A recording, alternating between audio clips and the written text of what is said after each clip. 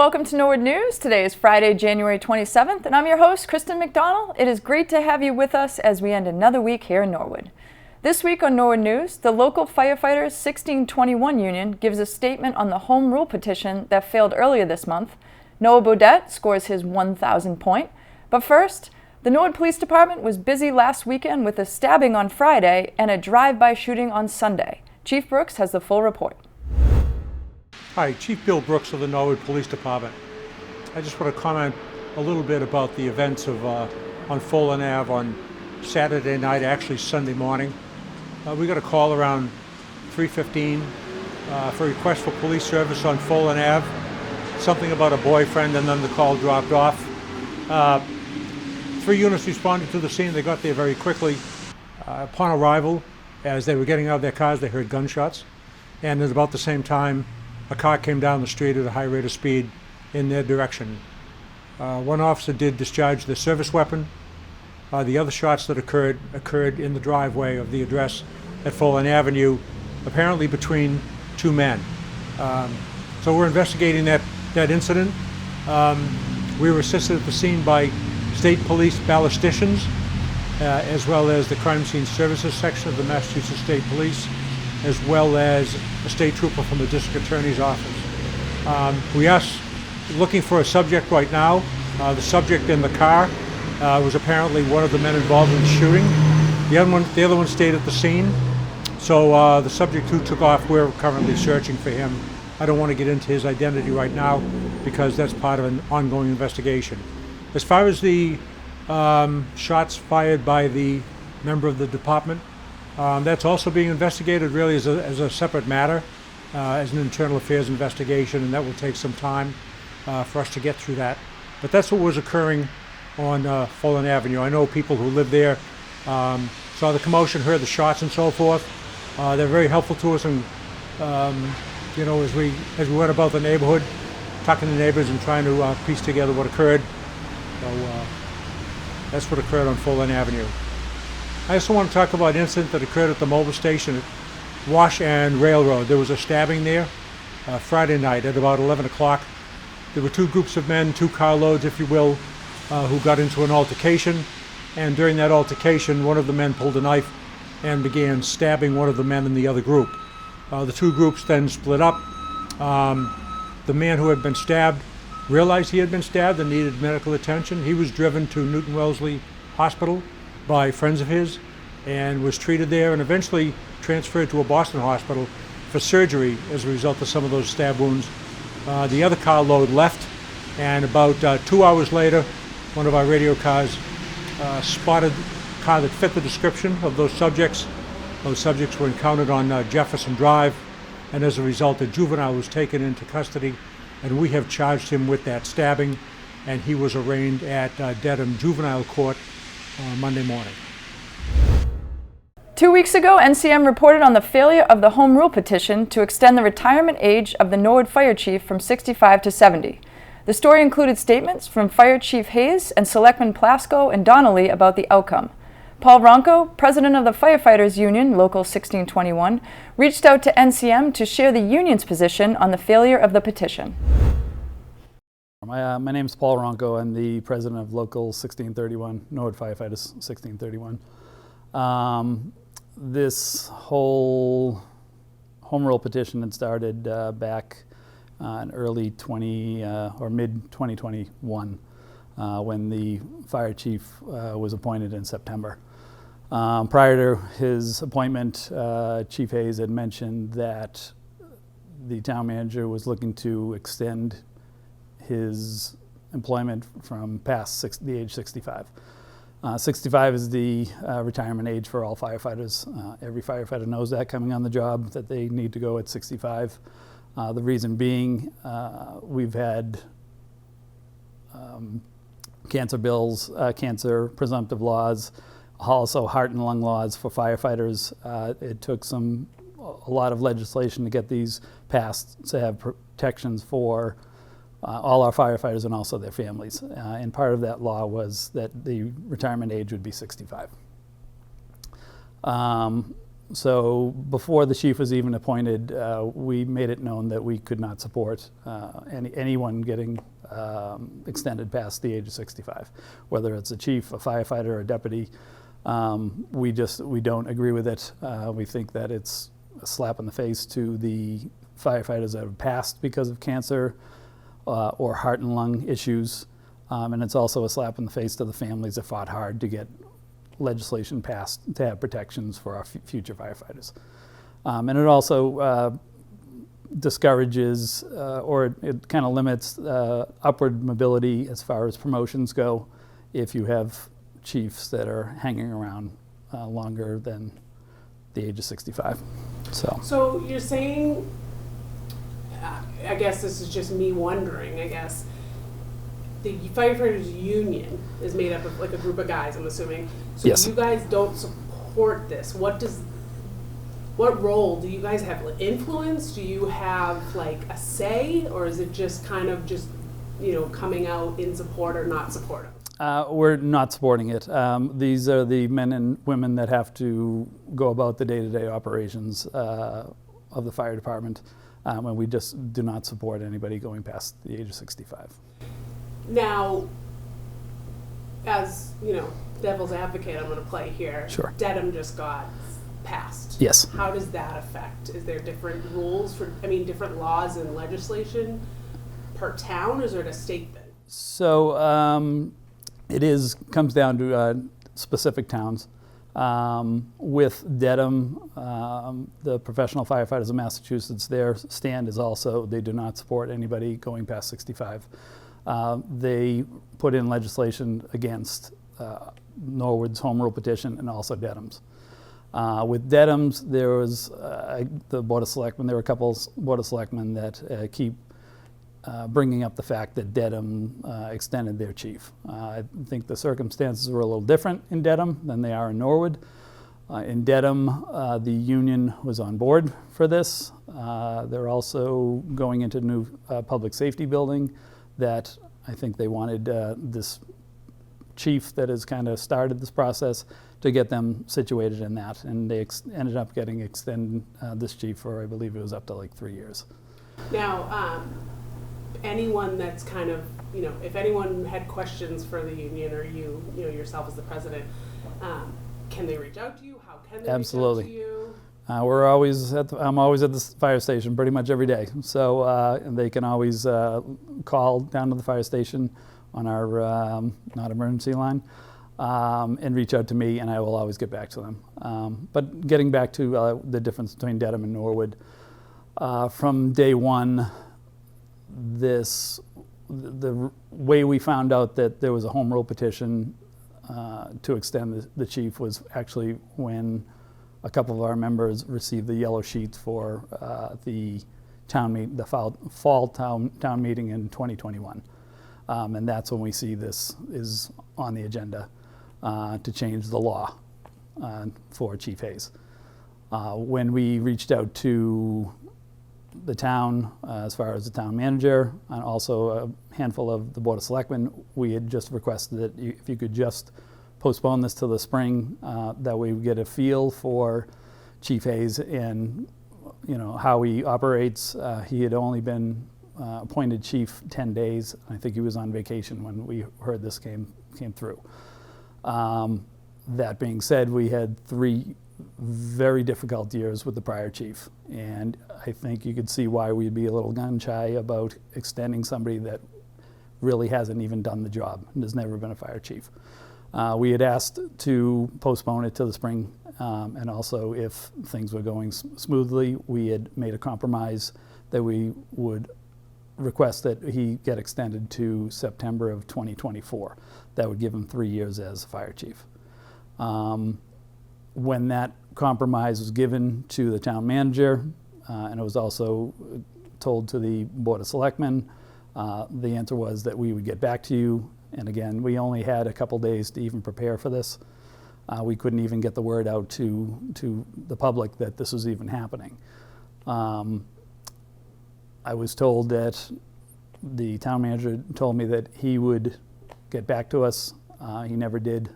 Town meeting came and we had to speak against it on the floor.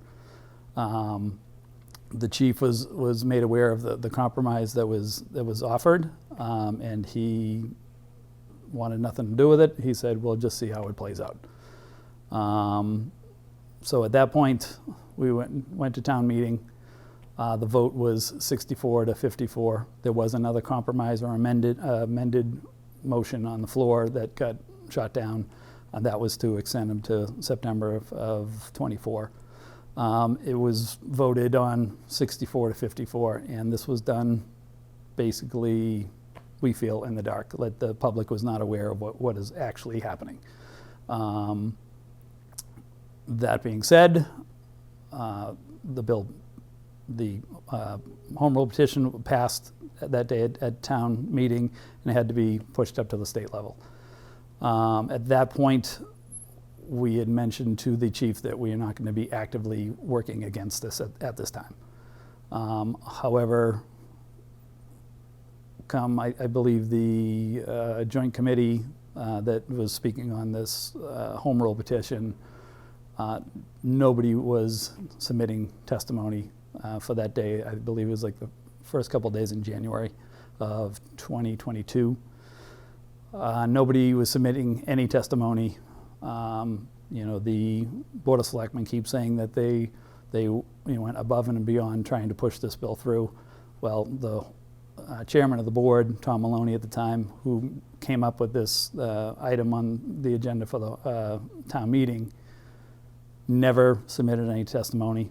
Town manager never submitted any testimony. I was only made aware of it by the Professional Firefighters of Massachusetts. They were asking if we were going to put testimony in. I had given my word to Dave Hayes that I would not do that. I made it aware to Dave Hayes. Dave Hayes did not even know that this was even happening at the joint committee that day, or the following day. And that's when I told him that nobody is helping you push this bill through. I think there's a little difference between the bill for Chief Brooks and this one. For Chief Brooks, both unions were on board. They were aware of the situation, how it even started, and they were involved. Everybody was involved in the process. The union was not even involved in this process pretty much throughout the whole time that it was even coming about. That being said, Chief Hayes had mentioned in his testimony in front of the joint committee that it was basically all or nothing. There wasn't going to be any compromise. And I think there was a little miscommunication somewhere. I don't know where that happened, but that the chief agreed to a compromise. He never did that. I just want to clarify that. But there was rumor that was the case. That was not the case. The compromise was offered. It just it was denied. He did not want any part of that. So yeah, a lot. So with again, a lot of the statements that were made at the Board of Selectmen level on Tuesday really irked me to the fact that I'm very, very honored to represent the men and women down at the fire station at Local 1631. They've done a tremendous job over the last 5 years. We've basically been steering the ship. We went through 3 years, tumultuous years with the chief that really gave us no leadership. We had asked for help during a pandemic and also a closure of a hospital, and we've got little from the town administrators when it came to any help. And it just shows what kind of people you have working for you here in Norwood. They're going above and beyond with literally no leadership. For the Board of Selectmen to be, specifically Bill Plasko, to come out and say he's disgusted that the men and women didn't support this chief for everything that he's done, I find that disgusting. This bill failed because of their shortcomings, not because anything the union did. They had every possibility to support this bill, to hand walk this bill through, just like Chief Brooks did on his own. That did not happen for Dave Hayes. And again, this isn't anything personal with Dave Hayes. It's just we do not support anybody getting extended past 65. It sets terrible precedents down the road. If somebody in fire prevention wants to stay past 65, it really just halts the progression of promotions and moving the department forward. And I think with where the Board of Selectmen kept on, they're blaming our legislators, Senator Mike Rush and John Rogers. They've done nothing but good things for this town. And for them to call out our legislators on a bill that they really didn't work on or try to push through, I've got an issue with that. They've been nothing but good to our fire department. We just got a grant for a $25,000 equipment grant that was pushed through by Mike Rush and John Rogers. ARPA money, almost over $200,000, was secured by John Rogers and Mike Rush. Again, they've done nothing but good things for this town. And for them to get a cheap shot at a Board of Selectmen's meeting, it just did not sit well. And I can't sit here and let that happen. I think it sends a bad message to our membership that they can take all the shots they want and just no response from the union. So also it came to our attention that a couple of the Board of Selectmen had tried to crash the Senate President's fundraiser that she had in her hometown to push their own agenda. And it's really not the way you get things done. And again, for them to turn around and try to blame either the legislators or the union, the fault lies on their behalf. So. Good. Anything else we missed, or you want to say? Yeah, just one more. So. Yeah. And again, I'm honored to represent Local 1631 and the members. They've been nothing but fantastic. It's discouraging when town administrators are taking shots at our membership. They're being disrespected. It seems to be a common theme here in Norwood where people are jumping ship. I wouldn't be surprised if we're losing talented people to other towns just because of the disrespect that is being shown from our town administrators towards our department. NCM reached out for comments from Town Manager Tony Mazzucco, State Representative John Rogers, and State Senator Mike Rush, and none were received. We'll be right back to visit with Joe Delacarpini from the National Weather Service, and we see history being made when Noah Bodette hits his 1,000th point.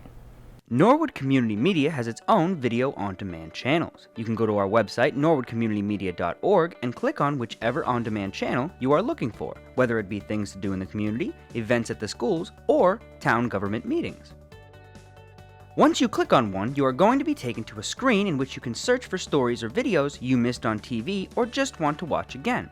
Just click on the search bar on top of the page and start typing. Once you've found what you're looking for, just click in the middle of the video where the play button is and you are off enjoying one of the 3 on-demand channels NCM has to offer. One question everyone is asking this winter is, where is the snow?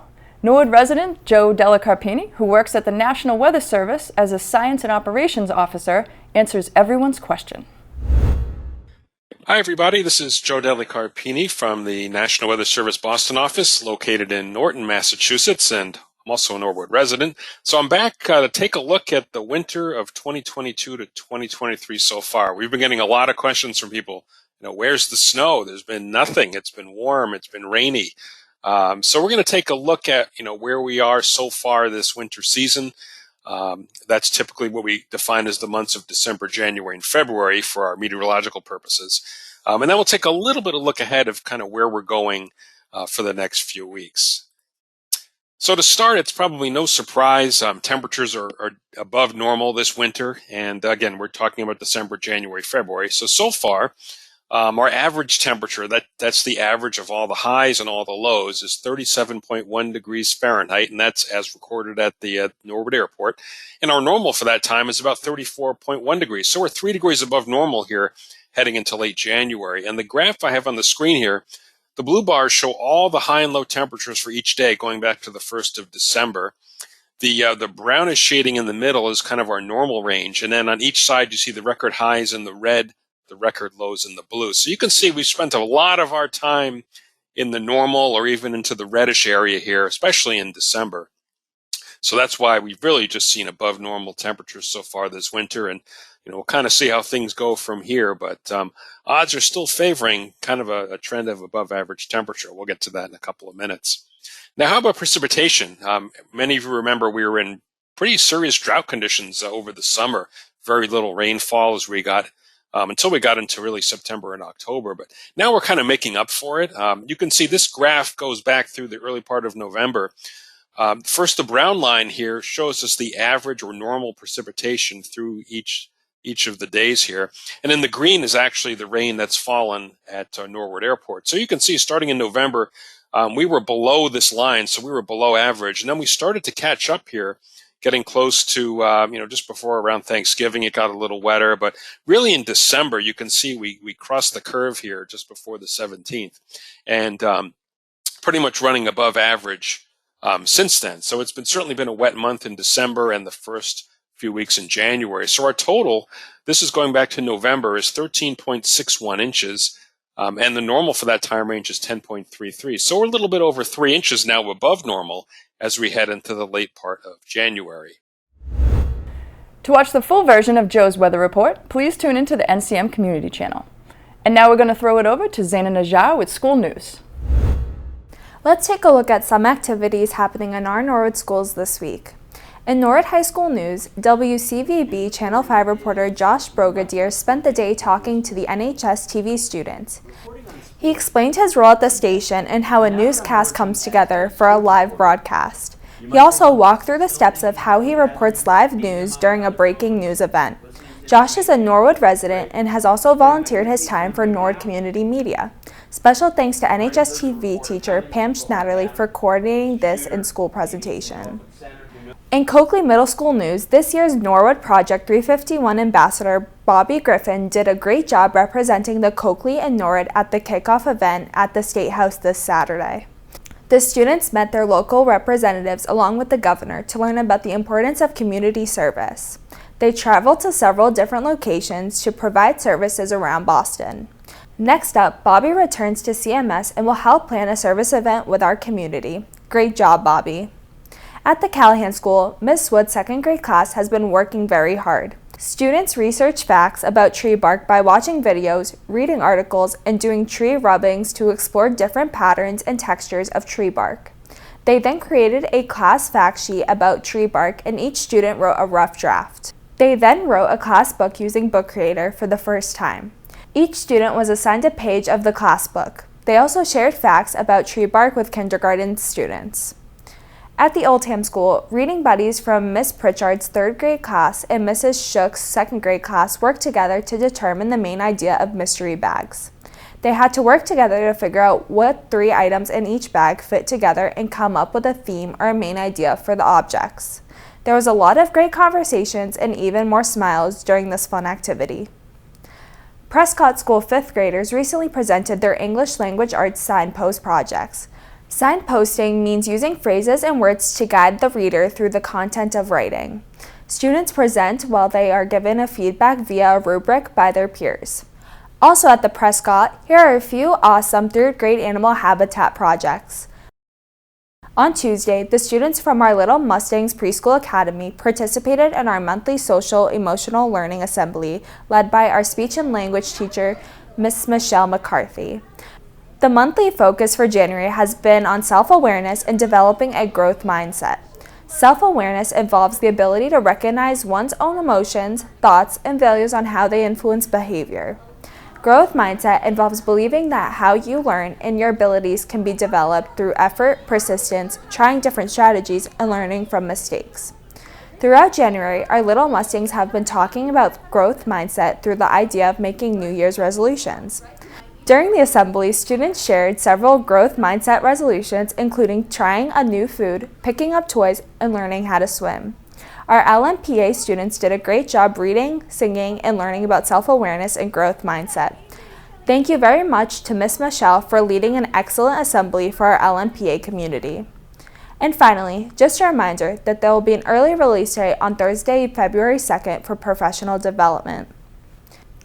Well, that's it for school news. The students are always learning, and thanks to all the educators who share their school news with us.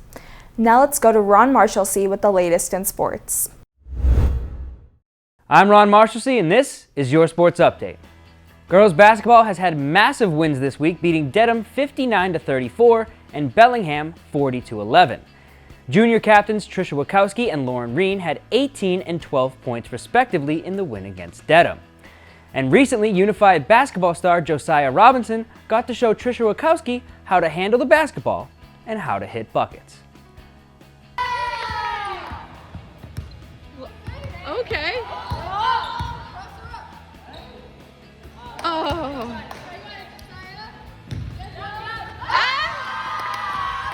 Let's go! We're going home. Let's go. Their next game is Friday, January 27th at 6 at Norton. The boys basketball team adds another 2 W's to the win column, beating Dedham 63-58 and Bellingham 74-50. The team qualified for the state tournament with their win over Bellingham, and in the Dedham win, senior captain Noah Bodette etched his name into Norwood High School history. They have been playing boys basketball at Norwood High School for almost 100 years. Only 4 players have reached the 1,000-point milestone, but on Friday, January 20th, in the gym named after legendary coaches Ken Nolet and Joe Johnson, a 5th player reached that milestone. Senior captain Noah Bodette, who was the Tri-Valley League MVP last year, entered the game against Dedham High needing 12 points to hit 1,000. Family and friends were in attendance to watch Noah and to be there to celebrate when he sank the shot.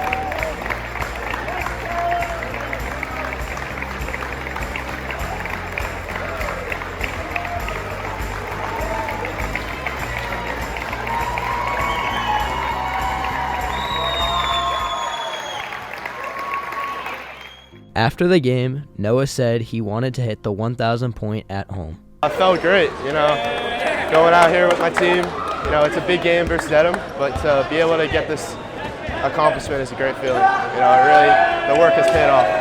I'm thankful I was able to do it, and I couldn't do it without my teammates. Bodette remembers his first points in a Norwood High School varsity basketball game. I remember my first point. It was a free throw versus Norton, and it would be 3 years ago in a couple weeks, so it's a cool feeling. I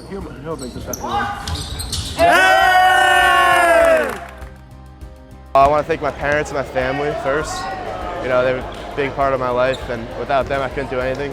All my coaches, Coach McDonald, Coach Frioli, Coach Jenkins, all my coaches, Coach Corcoran, they all helped me along the way, and I'm forever appreciative of that. Noah Bodette still has games remaining in his high school career, and his point total will continue to climb. But on this Friday night, it was the 1,000 point that will always be remembered by Noah, his family, and his teammates. On behalf of all your teammates, congratulations, Noah.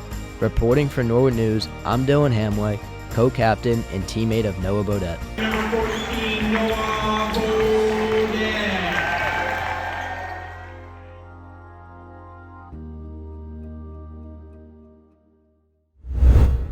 Great job, Noah. 1,000 points is quite the accomplishment.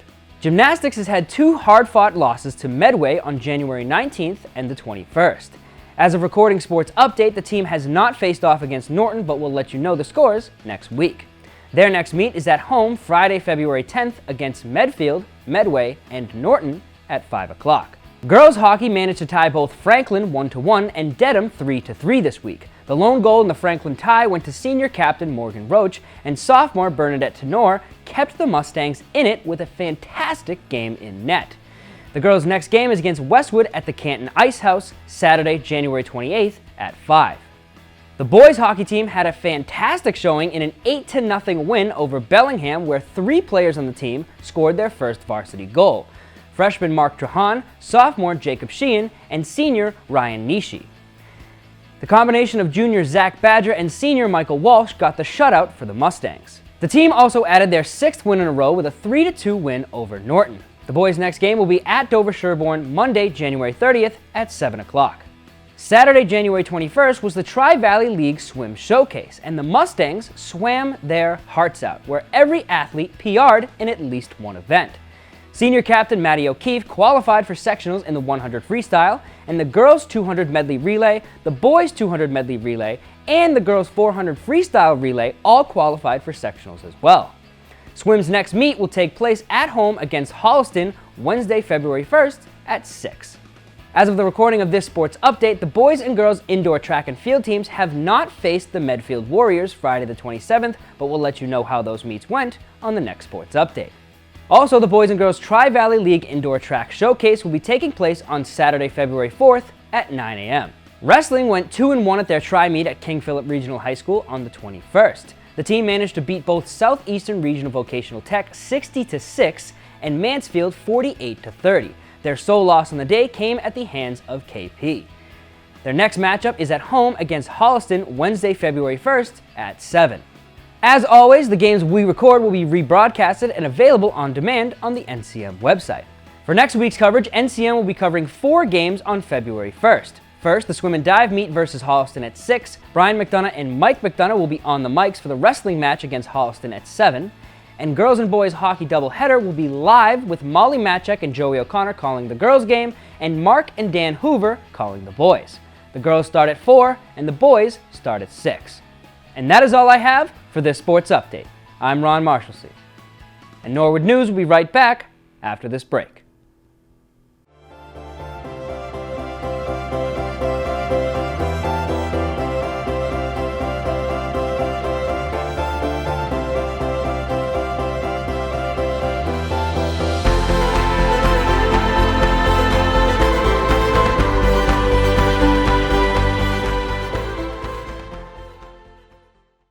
The Finance Commission met last Thursday, where Paul Riccardi and Chris Folan gave the Facilities Director report, and Treasurer Alex Haggerty gave the audit report to the Commission. CPA Meg LeMay spoke about the FY24 revenue budget for the town and school, as well as police, fire, light department, utilities, and facilities. The Board of Selectmen met as light commissioners for part of their Tuesday night meeting, while receiving a presentation from the Norwood Light Department and Broadband Division. The NLB executives presented their FY24 budget and gave comparisons of surrounding electric rates. Dan Morrissey, Chief Operating Officer, updated the board on their largest current project, which is the upgrading of equipment at Station 495, the substation located on Dean Street. It is moving along. It's had some delays, some learning experiences for us, the contractors, and also the manufacturer. So we're actually looking to energize the first section. It's lineup number 2, but it's the first one that's getting replaced. We're looking to energize that next week, and everything seems to be in place for that. There were some delays with some parts that we had to get, as well as some issues when they were doing the installation with some heater circuits, as well as some protection schemes that needed to be updated. So that should be energized next week, and then we can switch the town back to normal for the rest of the winter, which was always our priority. We were hoping to have this on prior to now, to be honest with you. Knock on wood, we've been pretty fortunate with the weather.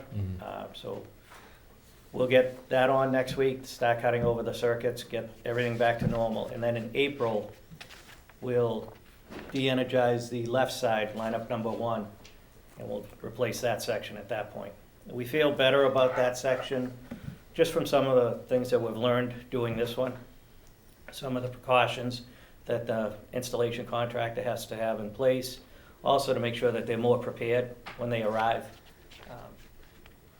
They weren't unprepared. They had some pretty good installation people, but just not having certain things, drawings and other things that they should have had in place is important. And we really need that section to go fairly quickly because we can't have it out for the summer.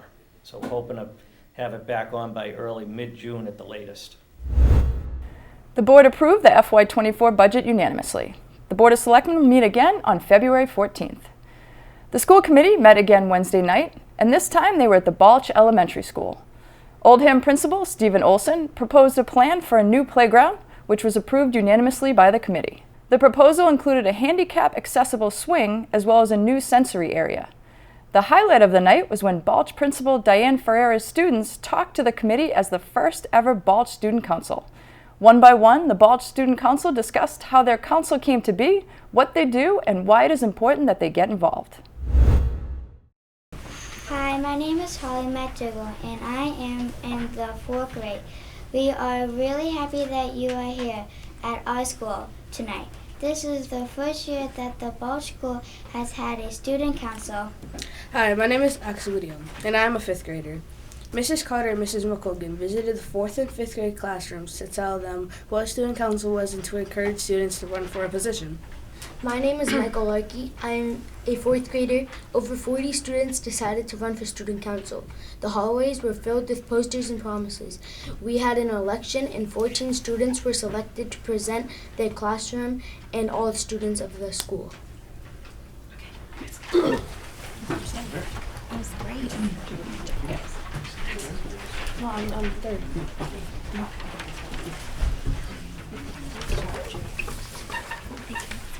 Hi, I'm Julia Roberto, and I'm also a 4th grader. Miss Carter and Miss McColgan meet us to help us organize and promote our ideas.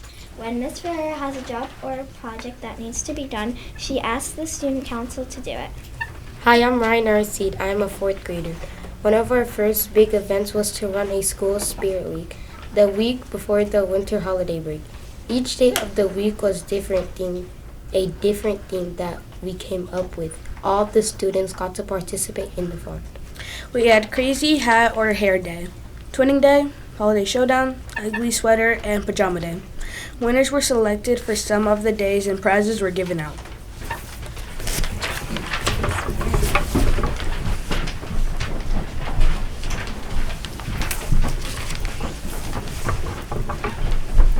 Hi, I'm Stella Panos and I am a 5th grader. Recently, the Student Council labeled, organized, and distributed brand new indoor and outdoor recess equipment that was donated by our PTO and families. Hi, I'm Angelina Shakar and I'm in the 5th grade. An upcoming all-school activity we are planning is for every student to make a Valentine's Day card for senior citizens that are in nursing homes or who visit the senior center in Norwood. My name is Stella Panos and I'm in the 5th grade. The school bought blank cards with envelopes for all students to decorate, and the Student Council will organize them to be delivered to senior citizens to bring them joy. Hi, my name is Ryan Amendola, and I am a 5th grader. Another event we are looking forward to is our 100th Day celebration. We have some ideas about how to make that fun.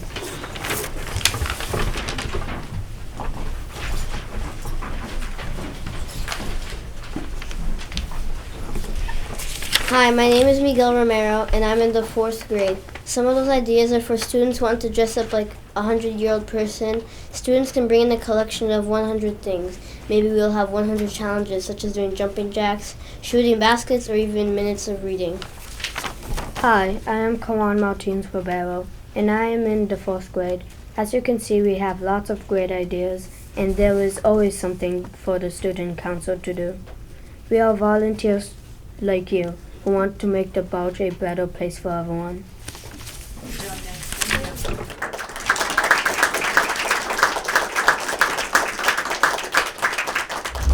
Wednesday's Airport Commission meeting opened with the introduction of the new Assistant Airport Manager, Jesse Correas. He has worked at the airport for 9 years and is a former employee of Flight Level. Next up, Chris Donovan from Boston Executive Helicopter presented a proposal with 3 different options to construct a hangar on the west apron. He requested the Airport Commission review and let them know if there are any restrictions or encumbrances preventing the construction and approve the plan if not. Airport Commission will review with their legal team and project management consultant, Du Bois & King, and get back to them as soon as possible.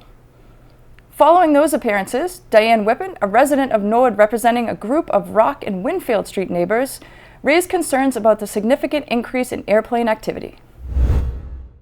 So, gentlemen, thank you for having all of us. This meeting, I think, is long overdue. As some of you know, we've been inundated with over 6,000 airplanes flying low, loud, often over our houses. And it started in mid-May. In the beginning, when I talked to Mr. Raymond in June or July, he said it was due to construction. Construction would be over in a few weeks, but the planes kept flying. Then through Selectman Donnelly, we were told that construction would end December 23rd, but the planes kept flying. So I guess we should open it up with why are all these planes since mid-May, 6,000 of them flying over our houses. Airport manager Mark Raymond explained that 2 construction projects limited the use of the main runway this summer and fall. Harry West from Airport Control explained why there was increased use.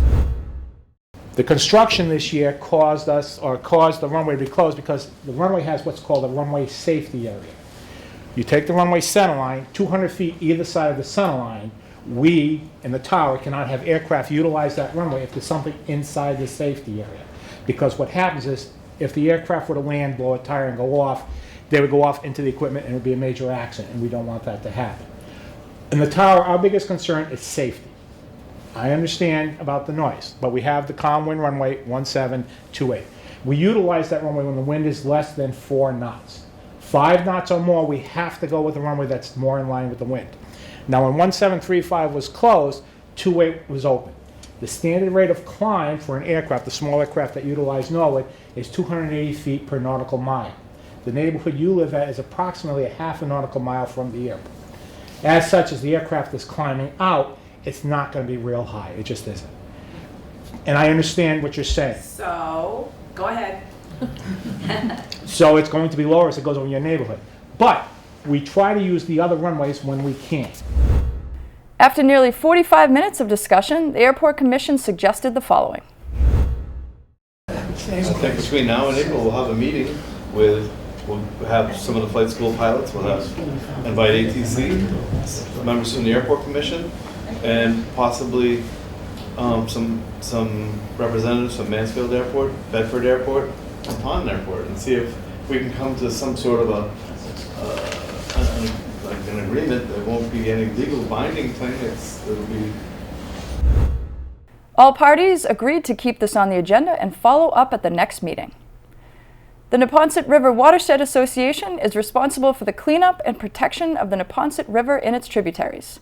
Advocacy Director for the NWRA, Kerry Snyder, explains more about what the association does. So the Watershed Association is a member-supported nonprofit conservation organization.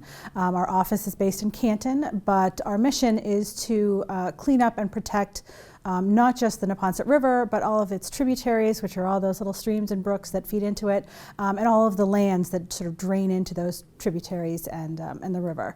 The river itself runs from Foxborough Stadium, Gillette Stadium actually, up to the gas tanks in Dorchester. So we're very interested in dam removals and sort of opening up those fish passageways for wildlife and really reconnecting the river. It's been broken up by a lot of those dams from its past industrial history. We also do a lot of education work. So we're out in the community, we're educating the community, not just about the watershed and environmental issues generally, but about climate change, its impacts to communities.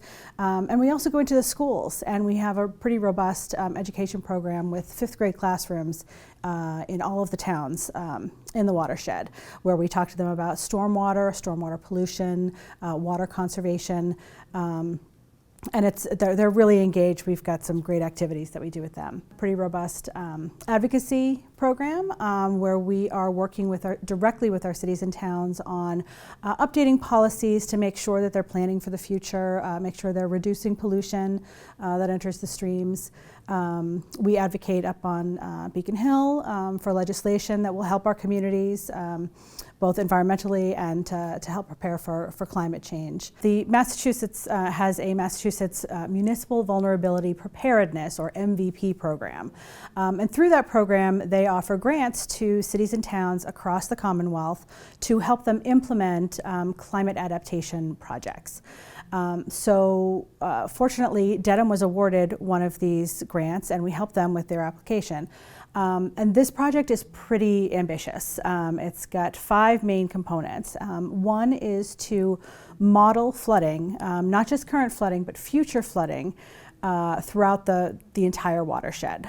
So we're talking 12 cities and towns, and looking at where that water is going once it falls to the ground, because water doesn't respect municipal boundaries. So having a model for a specific town is helpful, but it's not the full picture. Well, that's all for Norwood News. To stay up to date with Norwood Community Media, follow us on Facebook, Twitter, and Instagram. As always, thank you so much for watching. Have a great weekend.